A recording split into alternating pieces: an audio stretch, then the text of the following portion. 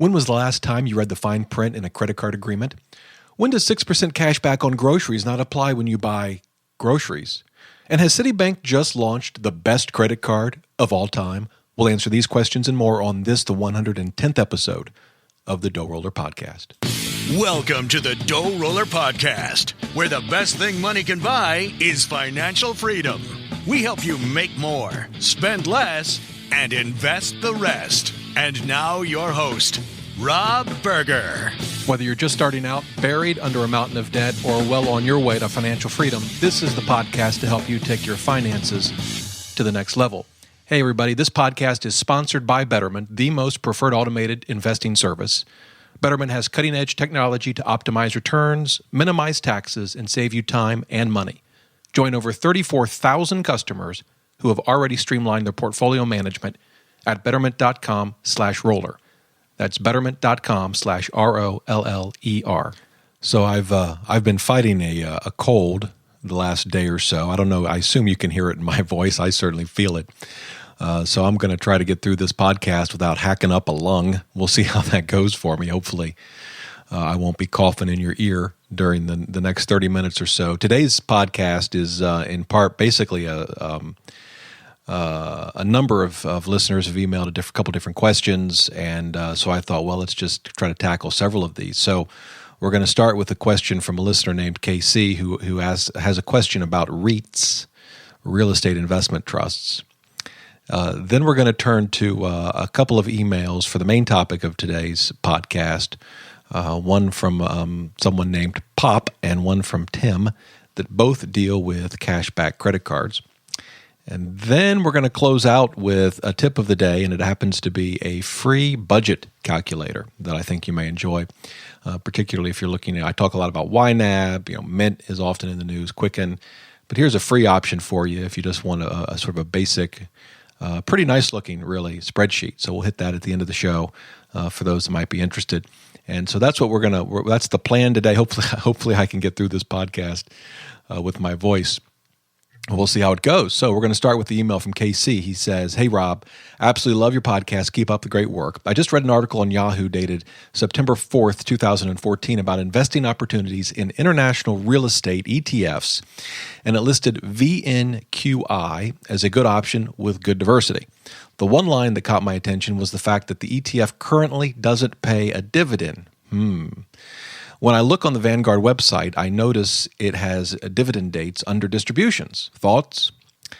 Also, what percentage would you hold in VNQ versus VNQI out of my alternative portion of my portfolio, which is 10%? You're the best. Thanks." Well, Casey, great question. And so a couple of things here. When you hear someone write in, or as I read an email and they throw out ticker symbols, VNQI, VNQ. Most of the time I don't even know what these are, and you might not know. Now, for today's podcast, the good news is I'm going to tell you what they are. But I thought I should start by making sure we all know how we can figure that out on our own, right? Because you may be looking at a ticker and wanting to know the best way to figure out what that represents. So normally what I do is I just go to Morningstar. So I'll take VNQI, and I'm doing it now as I record this podcast. I just pop over to Morningstar.com. There's a little quote box at the top, VNQI, and it's the Vanguard Global ex-US Real Estate ETF. I actually own the mutual fund version of this ETF. But it brings it up and it gives you all the information, that you would expect from Morningstar about an ETF. And so that's probably the easiest way and what I do most of the time. The other thing you can do, if you'd prefer, is just go to Google and type in the ticker. Now, it depends what the ticker is. If you're dealing with, say, Ford, and the ticker, of course, is F, I'm not sure, what, I guess I should search for that and see what it actually pulls up. But if you type in something like VNQI, the very first thing, of course, is Vanguard comes up, and then its quote on Yahoo Finance comes up. Morningstar happens to be the third listed. If you type in F, actually Facebook is the first thing you get. Although Yahoo Finance with Ford is the next thing. So anyway, there's a couple of different ways to figure out what the ticker represents. And so on to Casey's question, when I read it, I thought, well, that can't be right because, REITs they're not taxed at the federal level. They get tax advantages so long as they meet certain requirements, one of which is to pay out 90% of their income to their shareholders every year. That has a couple of implications for those that invest in REITs. One, of course, is you get a lot of income from the REIT because, again, they have to pay out 90% of their income. The other ramification or consequence of that, by the way, is that they tend to be highly leveraged. They can't retain earnings for capital to fund their operations and their investments because they got to pay 90% of it back at least. So they end up borrowing, and so they tend to be highly leveraged, which can be a great way to accelerate gains. It can also be a great way to accelerate losses. So that's the deal there. So yeah, I was surprised when I read that, and I checked Vanguard as he did, and I think he was right to be skeptical. And sure enough, there's they have all the dividend dates listed in the Vanguard on the Vanguard website. And if you go to Morningstar, it shows a yield of I think it was I'm going to look it up again. I thought it was 3.43%. Let's see here. Real quick. Yeah, 3.43%. So, I don't know, maybe the author of the article that he was referring to was just mistaken, or I don't know what, but it kind of raises a larger point, and that is, and this, by the way, this is true if you read something on my blog or you're listening to this podcast. Don't ever let your guard down. Be skeptical. I mean, you want to have a healthy dose of skepticism. I guess we can take even skepticism too far. But, ask questions. If it doesn't make sense to you, try, figure it out. Maybe there's a good reason why it doesn't make sense to you. Maybe it doesn't make sense to you because I've said something stupid, and that's okay. And I have people email me and say, Rob, you just said something stupid. Fortunately, so far, they're much kinder than that. So this is where we just kind of have to be on guard. So anyway, that was the response to the first part of his email. Now, the other question is VNQ versus VNQI. Now, I'm not going to tell you what VNQ, well, I kind of will tell you what VNQ is. I kind of want you to get out to Morningstar and look for yourself. But so VNQ is a U.S.-based or U.S.-focused REIT at Vanguard, right? And the VNQI is the foreign REIT. Again, those are both the ETF versions. They also have mutual fund versions of basically the same thing.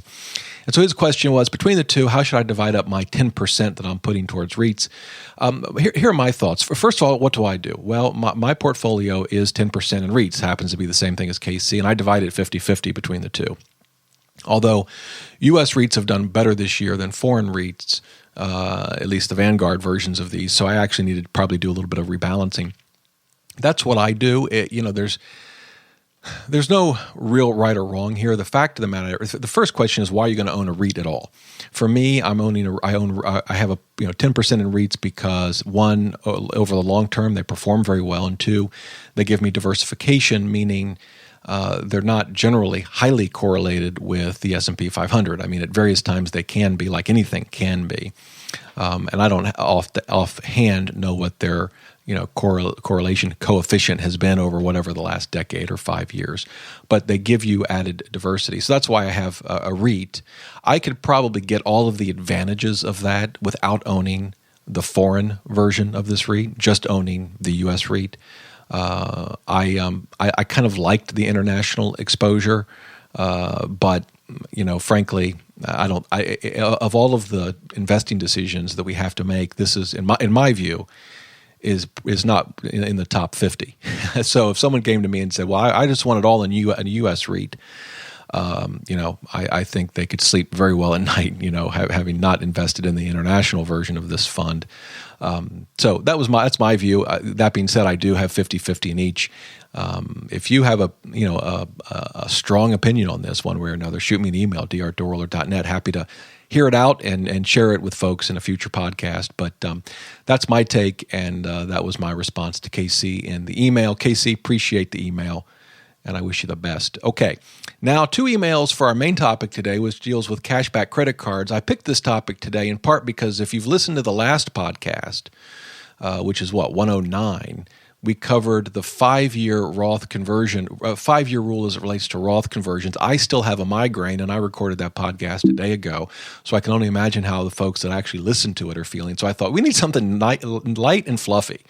what's more light and fluffy in the finance world than a cashback credit card? So, and it just so happened that two folks emailed me about two kind of related questions, both related to cashback credit cards. So I thought, well, this is perfect.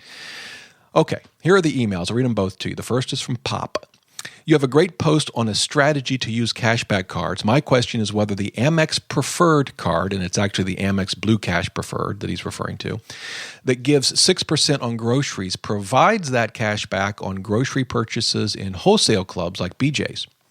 Similarly, whether the PinFed gas card provides 5% cash back on BJ's fuel, as almost 50% of our purchases on groceries and fuel is in wholesale clubs.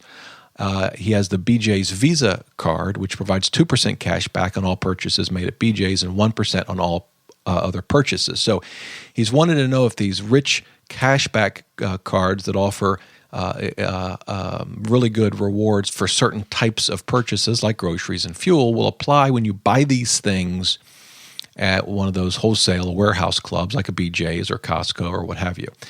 That's the first email. That one was from Pop. Then Tim emailed me. A listener named Tim, he said, have you had a chance to review the Citi Double Cash credit card? I'm thinking about applying for one, but thought I'd see if you have any comments before proceeding. By the way, I love getting those kind of emails. And the answer to Tim was, I emailed him back. I said, no, I've heard of the card. I'm aware of it. I've not reviewed it, but I will do so. And here I am. So today we're going to kind of cover two things in this podcast as it relates to cashback cards. The first thing I'm going to do, and they're related, the first thing I'm going to do is kind of give you a high-level view of the industry and the types of cashback cards so that as you're analyzing a card and what you want to do, you'll have some sort of frame of reference to evaluate a card. And then I'm going to give you my thoughts on the specific card that Tim mentioned, the Citi Double Cash credit card. So that's what we're going to do today.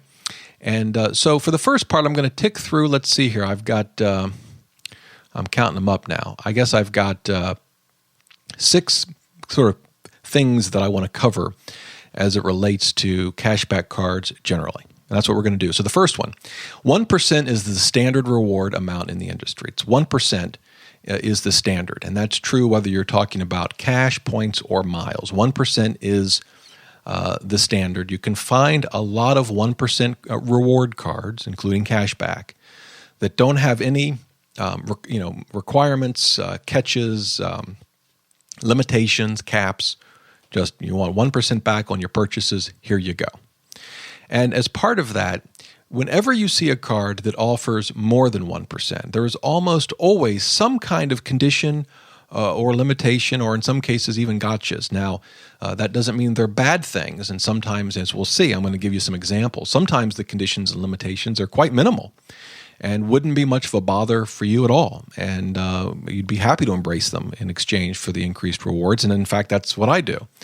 But the thing to know, though, is when you go above 1%, there's almost always going to be conditions, limitations, something. And so the key is to understand what they are and find out if that's acceptable to you.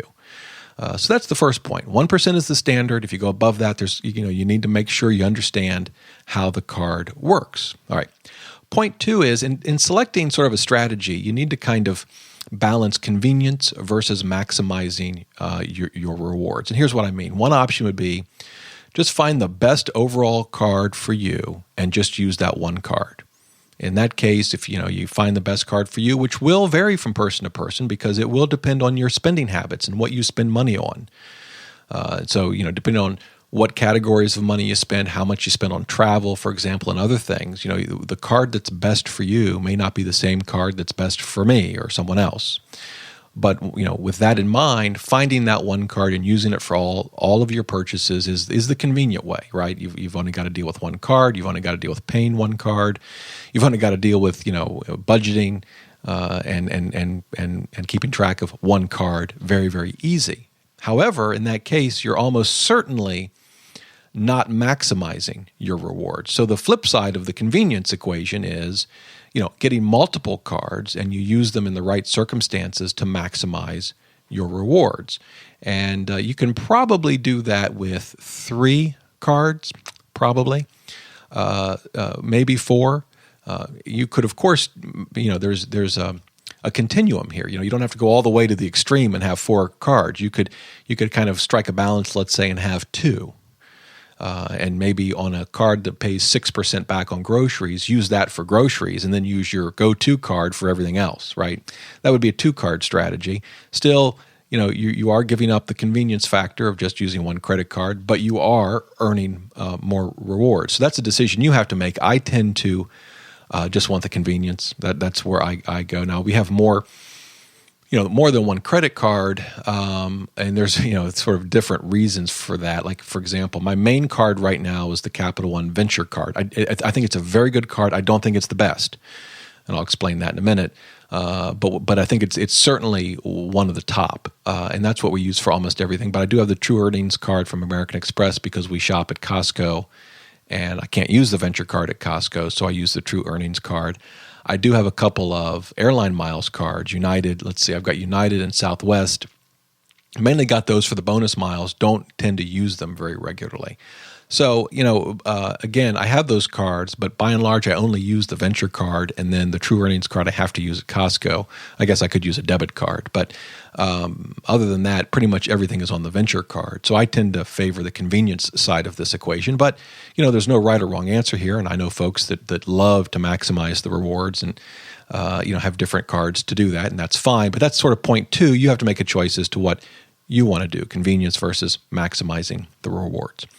Okay, let's now kind of look at a high level the certain types of cashback cards. So we're going to break this down. In point 3, let's look at 5% rotating category cards. So the idea is there are a number of cards out there that will offer 5% cash back, but it's only on certain categories of purchases, and those categories change quarter to quarter. So every 3 months, it'll be a new set of categories or of purchases and that earn you 5%. Okay, now a couple of things to keep in mind about these types of cards. One is you have to sign up, and I got to tell you, this drives me crazy. You have to sign up each quarter for the offers. You have to log into your credit card account and say, yes, I want the 5% back on these categories for the upcoming quarter. I don't know why they make you do that. It seems silly to me. But if you don't sign up, you don't get the 5% cash back. Kind of a hassle, but that's one of the things you have to do. Second thing to keep in mind is there are oftentimes, and maybe in every case, caps placed on spending. So, if you have 5% cash back at Home Depot, let's say, for 1 quarter, you can't go in and drop $25,000 on a new kitchen and get 5% cash back. Usually what I've seen is the spending cap is $1,500.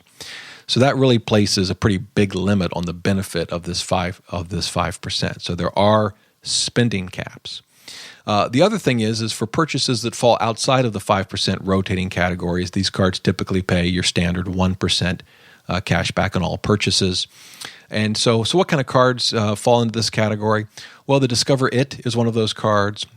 Chase Freedom is one. City Dividend Platinum Select. Those are the 3 main ones that I am aware of. I have the Discover, which I don't use very often, but it's just sort of a throwback from having it for years. And I had the Chase Freedom. I didn't use it for years, and so they canceled the account, which they will oftentimes do if you don't use it over a number of years. But I'm not really a big fan of these, in part because I want the convenience, and so the whole rotating category thing, and having to sign up each month or each quarter, that just is kind of not what I want to do. But if you're willing to put in that effort, 5% cash back is pretty rich. So there's pros and cons here, but that is one sort of category of cashback credit cards that you can consider. Interestingly, I think the credit card companies recognize that folks get tired of signing up for these quarterly deals. So Discover came out with the Discover Chrome card, which moves away from these rotating categories. And as we'll see, the Citi Double Cash card also moved away from the rotating categories that were found on the Citi Dividend Platinum Select card. So I think there's some recognition by some of the big card issuers that consumers aren't huge fans of these rotating categories. But again, it's out there if you want to take advantage of it. 5% is pretty sweet. Okay, Point four, this is, I call it the select category cards. These are cards that pay above average rewards on certain categories. And unlike the 5% rotating categories, these don't rotate. They're sort of permanent. So you might earn 2% on purchases at a gas station, or 3% at purchases at a grocery store, and they don't rotate. They're permanent. So that's the sort of the first point for these types of cards. The categories do not change. The second thing is that what I've seen, the common categories are groceries, gas, department stores, and travel. Those are those aren't an exclusive list, but those tend to be the categories that I see pop up the most frequently with these types of cards. For the business cards that do this, oftentimes you'll get the office supply category thrown in there. Point three is, if you're making a purchase with these cards outside of one of these categories that pays higher rewards, you're back to the 1%. So normally the way these cards work is you get an increased reward for certain categories. Everything else is 1%. And then the fourth thing to know about these is that they can limit, and often do limit, the spending caps. They're usually on an annual basis. They're usually much higher than the $1,500 limits I see on the 5% rotating category cards. But you will see spending caps on some of these cards, and so it's important to check the terms and conditions of these cards before you make a decision. So what are a couple of examples? Well, the two that come to mind quickly for me are both Amex cards. The first is the one that Pop mentioned, Amex Blue Cash Preferred.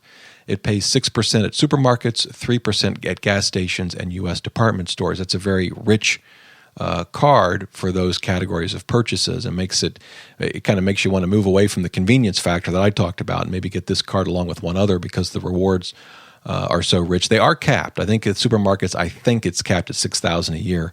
I'm sure the gas stations and department stores are too, so there are caps there.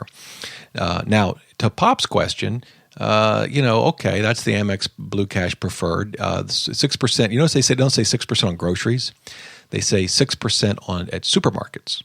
And they don't say 3% on gas. They say 3% on gas stations, right? That probably gives you a hint as to what the answer is to Pop's question. But the long and short of it is, to answer his email, I dug into the terms and conditions of the American Express Blue Cash Preferred, and sure enough, those rewards do not apply. They do not apply to grocery and gas purchases at the wholesale stores like BJ's or Costco. They do not apply. So that's where understanding the nitty-gritty of the terms and conditions is important. Interestingly, I tried to find an answer to his question about the PinFed gas card, which pays 5% cash back, but I couldn't see anything on their website that answered the question as to whether or not it provides that 5% at places like BJ's and Costco's and other these warehouses that have gas stations. So if that's a card you're considering, I would suggest you just give PinFed a call. But that's definitely something to keep in mind. You have to make sure with these categories where you can use the card to get the higher reward and where you can't. And excluding warehouses and those sort of large retailers like that is not uncommon. All right. So the other card I'd mention, one that I carry, I mentioned it before, the True Earnings card. It pays 3% at gas stations, 2% at restaurants and travel. I only use it at Costco, even though it pays the higher reward, just because of the convenience factor for me. But it's another example of a card that has certain categories where it will pay significantly above the standard 1%. All right, point number 5, and that is this. A lot of these cards will come with promotions for new cardholders, and the promotions take a couple of different forms. One of them that I've seen, which I don't care for at all, is a limited promotion where they'll pay an elevated level of, say, cash back on certain categories of purchases, but for just 6 months. Wells Fargo has a card like that, and I just don't see the point in that. It just doesn't seem very tempting to me to get this card that, say, pays 5% on gas for 6 months, but then goes back down to 1%. But you will see cards like that, and the important point is that you be on the lookout to see when they have the big 5% on their website. You make sure you look at the fine print, because if it says it's limited to 6 months, then that can make your decision. It reminds me of a boss I once had.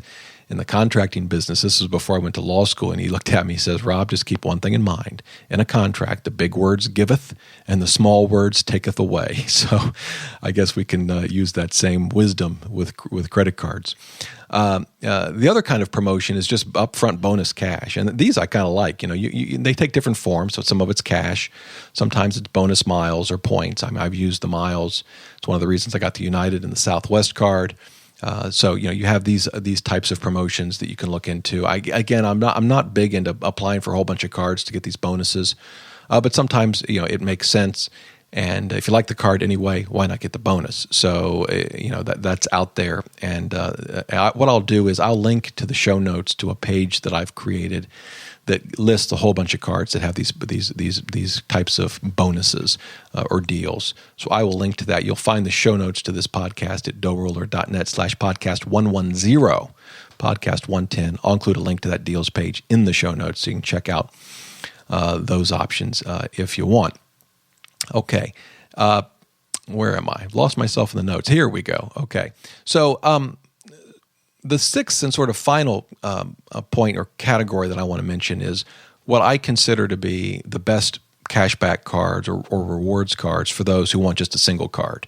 If you like the convenience of just one card, what kind of rewards can you expect? Where are you going to find them? And for that, I would say the rewards range from about 1.5% to 2.2%. Now, these are cards where they're going to pay that out on every single purchase you make. There are some gotchas or limits that you need to understand. So what are some of these limits or gotchas? Well, one of the common ones is that in order to get that increased reward, you have to use the rewards to pay for travel. So that's, for example, how the Capital One Venture Card works. You get 2 miles for every purchase. When you go to use the miles, though, to pay for, say, charges on your statement, they're worth one penny each if you use it for travel. Terrific. Then it becomes a 2% card. If you use it for anything else, it's half a penny. So it basically reverts back to a 1% card. So again, you have to use it for travel. The Barclay card Arrival is the same way. You have to use it for travel. If you do, though, actually with the Barclay card, you can earn up to 2.2%, which I think is probably the richest card out there as a single card, reward card. But again, you have to use it for travel. Another good card is the Fidelity American Express card. It's a 2% card. You're in 2% cash back on all purchases. But again, the catch there is you have to have a Fidelity account, and the rewards get paid into your Fidelity account.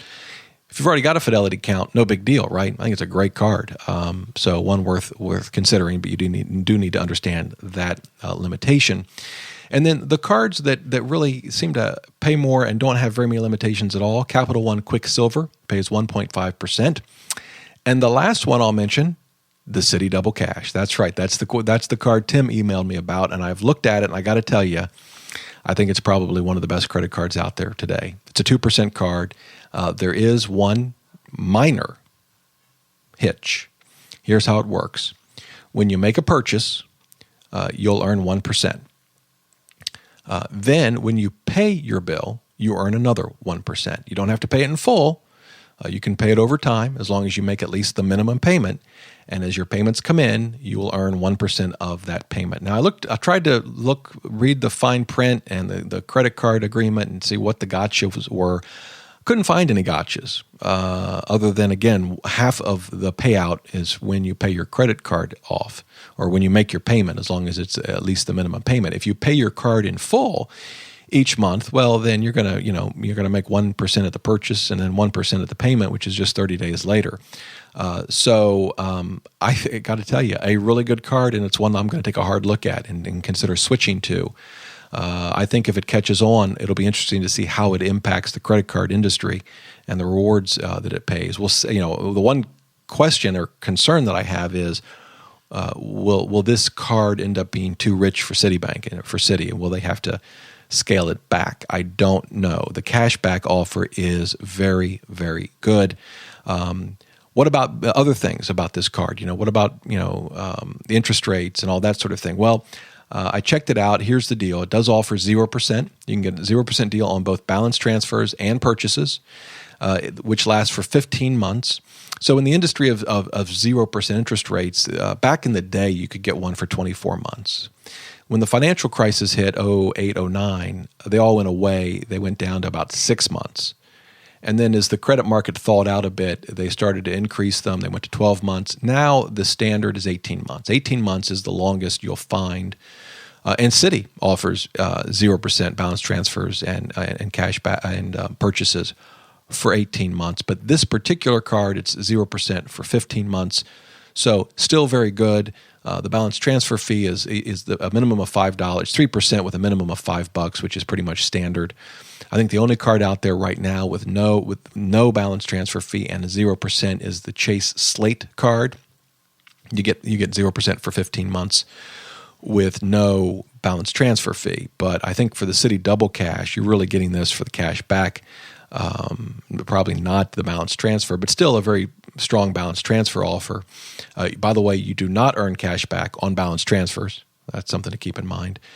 The other thing to keep in mind is the 0% on purchases doesn't of course have a transfer fee, right? That only applies to the balance transfers. But the point is, in addition to the cash back, very good 0% offer. Interest rates as of today were in September 2014 range from 12.99% to 22.99%. Depending on your credit worthiness. Hopefully, you're paying your card off in full. That being said, at the 12.99%, it's a pretty reasonable interest rate for a credit card. I mean, it's within the range. At the 22.99%, that's going to be with folks with maybe lesser, credit. That's a lot of interest. So I hope you're not at that level paying interest every month. Hopefully, you're paying this thing off in full.